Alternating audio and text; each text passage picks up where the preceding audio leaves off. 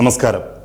ഭഗവത്ഗീതയിൽ പറയുന്നു, സഹജമായ കർമ്മം ദോഷമുള്ളതാണെങ്കിൽ പോലും അത് കൈവെടിയാൻ പാടില്ല എന്ന്.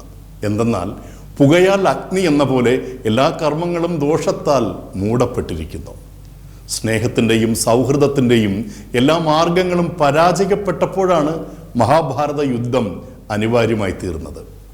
അനിവാര്യമായി തീരുന്നൊരു യുദ്ധത്തിൽ ആരെല്ലാം മരിക്കുമെന്നും അവരുമായി തനിക്കുള്ള ബന്ധം എന്താണെന്നും നിശ്ചയിച്ച ശേഷം യുദ്ധം വേണമോ വേണ്ടയോ എന്ന് തീരുമാനിക്കുന്നത് അപഹാസ്യമാണ്.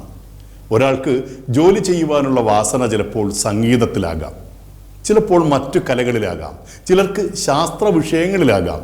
എന്തുതന്നെയായാലും അതിൽ ഉറച്ചു നിൽക്കുക. എല്ലായ്പ്പോഴും വിജയം നേടാൻ സാധിച്ചു എന്ന് വരില്ല, എങ്കിലും പ്രയത്നിക്കുക. വിജയം നമ്മളിലേക്ക് എത്തുക തന്നെ ചെയ്യും.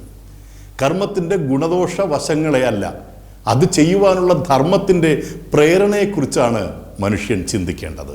ശുഭദിനം.